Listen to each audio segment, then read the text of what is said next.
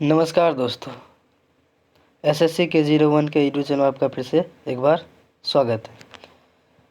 दोस्तों, यह video biology part के 4 भाग है और दोस्तों हम आज रक्त परिसंचरण तंत्र करने वाले और जो दोस्तों ग्रुप डी एनटीपीसी तथा एएलपी में पूछे गए प्रीवियस क्वेश्चन है।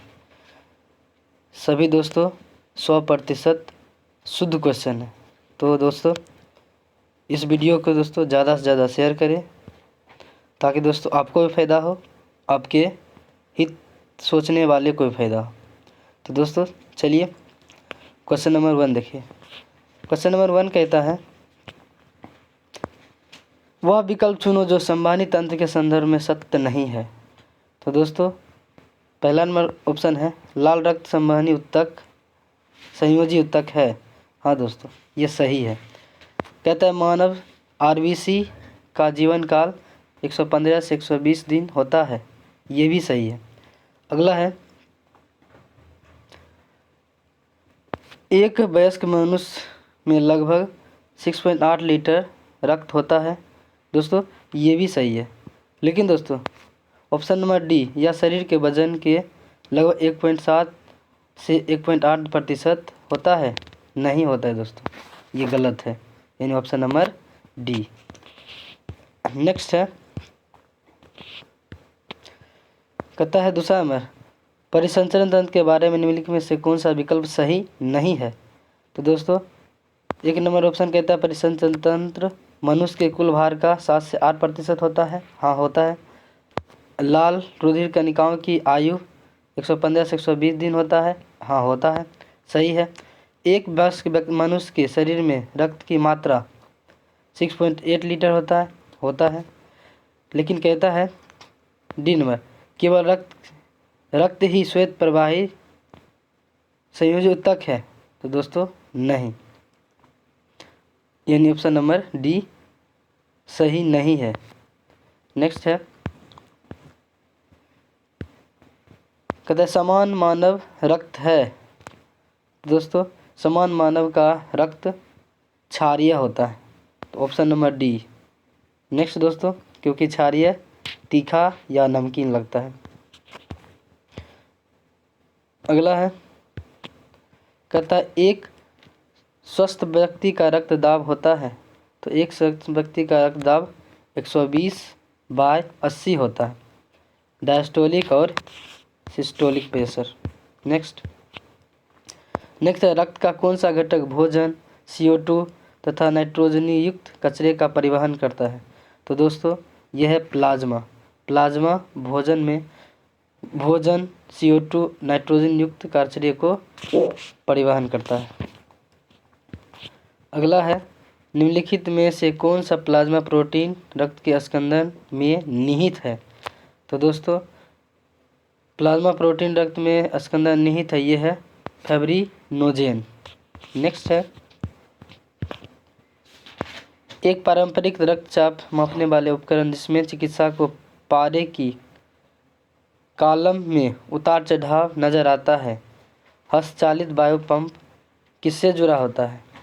तो दोस्तों ये मरकरी कॉलम से जुड़ा होता है, ऑप्शन नंबर डी। अगला है इनमें से कौन सा रक्त समूह यूनिवर्सल दाता माना जाता है। तो दोस्तों यूनिवर्सल दाता ओ को माना जाता है और यूनिवर्सल एक्सेप्टर यानी सबसे लेने वाला AB को कहा जाता है। और सिर्फ AB वाले ग्रुप AB को ही दे सकता है, लेकिन O ग्रुप वाले सभी को दे सकता है। और दोस्तों group A blood group O तीनों का खोज कार्ल लांडस्टीनर ने किए। अगला है इनमें से कौन सा एक रक्त समूह नहीं है। तो दोस्तों A भी है, AB भी है, O भी है, लेकिन C कोई ब्लड ग्रुप नहीं है। अगला है निम्नलिखित में से किस रक्त समूह को सार्वभौमिक सार्वभौमिक दाता के रूप में जाना जाता है। तो दोस्तों सार्वभौमिक दाता मतलब सबको दे सकते हैं, यह है ओ, ऑप्शन नंबर डी। नेक्स्ट चलिए, क्वेश्चन कहता है 11वां नंबर, मानव शरीर के रक्त का पीएच स्तर होता है। तो दोस्तों ये होता है 7.0 से 7.4 तक। नेक्स्ट है 12 नंबर, रक्त में पाए जाने वाले डैश शरीर में ऑक्सीजन परिवहन के लिए जिम्मेदार है। तो दोस्तों लाल रक्त कण यानी आरबीसी, यानी ऑप्शन नंबर सी। अगला है 13 नंबर, रक्त का इनमें से कौन सा घटक ऑक्सीजन परिवहन करता है। तो दोस्तों आरबीसी ही ऑक्सीजन का परिवहन करता है, यानी रेड ब्लड सेल यानी कणिका। नेक्स्ट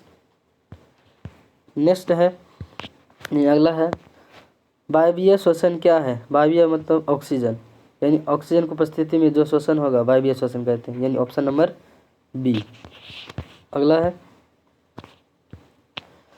डैश रक्त का वह भाग जिसमें 92% जल होता है और शेष 8% प्रोटीन, खनिज, हार्मोन तथा अन्य पदार्थ होता है। तो दोस्तों यह है एक ही, प्लाज्मा, ऑप्शन नंबर डी। अगला है 16 नंबर, मानव शरीर के किस अंग पर एंजियोप्लास्टी की जाती है। तो दोस्तों ये हृदय पर किया जाता है, एंजियोप्लास्टिक। अगला है 17 नंबर, हीमोग्लोबिन में निम्न में से कौन सी धातु पाई जाती है। तो दोस्तों हमारे शरीर में खून में लोहा पाया जाता है, ऑप्शन नंबर बी। अगला कहता है हीमोग्लोबिन में डैश पाया जाता है। तो दोस्तों हीमोग्लोबिन में खून पाया जाता है, यानी रक्त। अगला है 19 नंबर, डैश हीमोग्लोबिन में मौजूद प्रोटीन है। तो दोस्तों ये है option number C, globulin. Next है मानव शरीर की पल्स दर की जांच क्यों की जाती है। तो दोस्तों ये दिल के फंक्शनिंग जांचने के लिए, यानी दिल किस तरह काम कर रहा है उसको जांचने के लिए पल्स दर को चेक किया जाता है। अगला है मानव शरीर की समान धड़कन औसतन डैश प्रति मिनट होती है। तो दोस्तों ये होती है 60 से 100 प्रति मिनट, यानी ऑप्शन नंबर सी। नेक्स्ट कहता है मानव रक्त प्लेटलेट डैश छोड़ते हैं जो रक्त के थक्के बनने में मदद करते हैं। तो दोस्तों ये है प्रोथ्रोम्बिन छोड़ते हैं, यानी ऑप्शन नंबर ए। अगला कहता है 23 नंबर, रक्त में सफ़ेद रक्त कण डैश है। तो दोस्तों ये एक पुलिसमैन है, यानी जिस तरह बॉर्डर पे खड़ा होकर सैनिक देश की रक्षा करता है, उसी तरह ये WBC यानी उजला खून हमारे शरीर को रोगों से बचाता है, यानी ऑप्शन नंबर सी। इसलिए WBC को पुलिस मैन भी कहा जाता है, बॉडी का। अगला आर्मी भी कहा जाता है। आंतरिक गति निर्धारण मानव शरीर के निम्नलिखित अंगों में से कहाँ स्थिर होता है। तो दोस्तों ये होता है गति जहाँ से होगा, कहाँ से होगा दोस्तों, दिल से होगा, क्योंकि खून का बहाव वहीं से होता है, क्योंकि पंपिंग होते रहता है। अगला है ए, बी और ओ।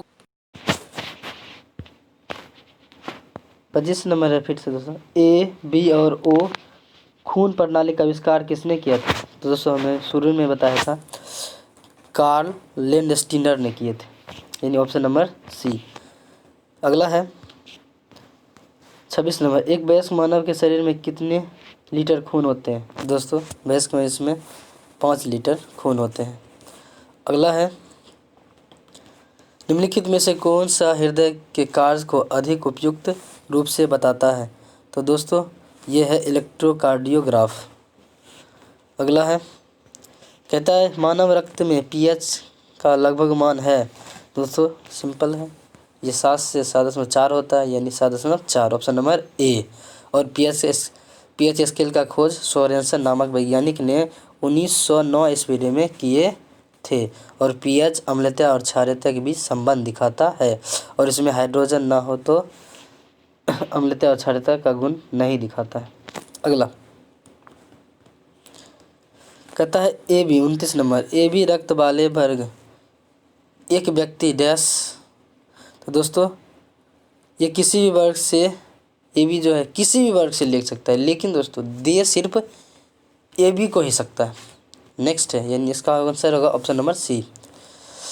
अगला है, समान स्वास्थ्य के लिए रक्त में पीएच की सीमा कितनी होनी चाहिए। तो दोस्तों रक्त का पीएच मान 7.4 होता है, इसलिए 7.35 से 7.45 होना चाहिए। अगला है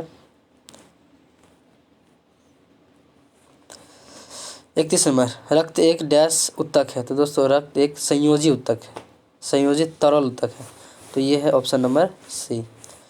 अगला है, मानव शरीर में मौजूद निम्नलिखित कोशिका में से किसमें माइटोकॉन्ड्रिया नहीं पाया जाता है। तो दोस्तों लाल रक्त कोशिका में माइटोकॉन्ड्रिया नहीं पाया जाता, ऑप्शन नंबर ए। लेकिन दोस्तों यकृत में, मांसपेशी कोशिका में और श्वेत रक्त कोशिका में माइटोकॉन्ड्रिया पाया जाता है। अगला है, और दोस्तों माइटोकॉन्ड्रिया को power house of the cell भी कहा जाता है। निम्नलिखित में से कौन सा अशुद्ध रक्त संचरण करता है। तो दोस्तों ये है पल्मोनरी धमनी। धमनी दोस्तों अशुद्ध रक्त को संचरण करता है। अगला है 34वां नंबर,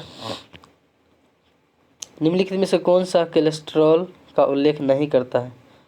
तो दोस्तों इसका आंसर होगा option number C, rhesus factor. Rhesus factor cholesterol का उल्लेख नहीं करता है। अगला है दोस्तों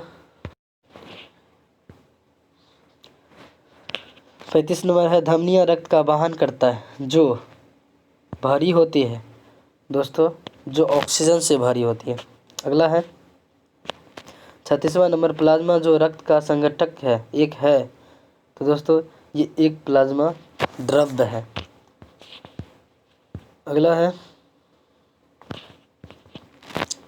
निम्नलिखित में से कौन सा विकल्प लाल उद्भिद कणिकाओं के बारे में सही नहीं है। तो दोस्तों एक नंबर कहते हैं कार्य, ऑक्सीजन और कार्बन डाइऑक्साइड का परिवहन सही है। दोस्तों इस लाल उद्भिद का काम ही है ऑक्सीजन और कार्बन डाइऑक्साइड ले जाना आना। और दूसरा नंबर आकृति, इसकी आकृति वृत्ताकार या उभयतल होता है। हाँ होता है, सही है। और चौथा है हीमोग्लोबिन मौजूद होता है, तभी तो दोस्तों लाल होता है। लेकिन दोस्तों इसकी लंबाई 5.7 माइक्रोमीटर नहीं होता है, म्यू एम नहीं होता है। अगला है ऑप्शन क्वेश्चन, निम्नलिखित में से कौन सी नस शरीर के पूर्ववर्ती हिस्सों से रक्त एकत्र करता है। तो दोस्तों ये है सुपीरियर वेना कावा। नेक्स्ट है, वह विकल्प चुने जो परिसंचरण तंत्र के बारे में सत्य नहीं है। तो ऑप्शन नंबर डी होगा। दोस्तों ये सत्य नहीं है, ये शरीर भार के लगभग 17 से 18% होता है, 7 से 8% होता है। लेकिन ऑप्शन नंबर ए, लाल रक्त संवाहिनी तक है, ये वयस्क मन में 7 से 6.8 लीटर रहता है होता है दोस्तों। और इसका जीवन काल 115 से 120 दिन तक होता है, यानी सही है। लेकिन ऑप्शन नंबर डी गलत है। अगला है 40 नंबर, समान मानव का खून बहने का समय और जमने का समय क्रमशः डैश डैश है। तो दोस्तों ये 2 से 7 और 3 से 10 मिनट में बह सकता है और जम सकता है। अगला है, मानव रक्त में सबसे बड़ी कणिका है। तो दोस्तों यह श्वेत कणिका सबसे बड़ी है और इसको पुलिस मैन भी कहा जाता है बॉडी का। अगला है 42 नंबर, डैश में तंतु बंद नहीं होते। तो ऑप्शन नंबर बी, रक्त में तंतु बंद नहीं होते। अगला है, कहता है हीमोग्लोबिन निम्नलिखित से कौन सी धातु मौजूद है। तो दोस्तों हीमोग्लोबिन में लोहा मौजूद होता है, यानी फेरस, Fe। अगला है, हृदय पेशी कोशिका होती है। तो दोस्तों ये होती है बलायकार, बेलनाकार, शाखायुक्त और एकानाभिकीय, यानी न्यूक्लिएट। नेक्स्ट और लास्ट दोस्तों, फिर नेक्स्ट वीडियो में चर्चा करेंगे क्योंकि वीडियो लंबा हो जाएगा। तो दोस्तों छोटे छोटे पार्ट में वीडियो को देखेंगे। 100 क्वेश्चन है रक्त परिवहन संचरण से संबंधित। तो दोस्तों ये एनटीपीसी ग्रुप डी में बहुत ज़्यादा रोल निभाएगा, क्योंकि ये सभी प्रीवियस क्वेश्चन है। तो देखिए 45 नंबर क्वेश्चन। दोस्तों आज अगर दिल से जी लिए तो अगला वक्त आपका होगा। तो दोस्तों प्रेजेंट में जिए। 45वां क्वेश्चन कहता है निम्नलिखित में से कौन सी नलिका है जो दिल से निकलती है और शरीर में विभिन्न अंगों में रक्त संचरित करती है। दोस्तों ये है धमनी। धमनी दिल से निकलती है और पूरा शरीर में फैली हुई है।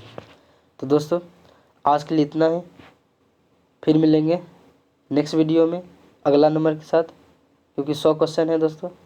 तो दोस्तों आज के लिए इतना ही। Bye, have a nice day. आपका दिन शुभ हो। Thank you, bye bye.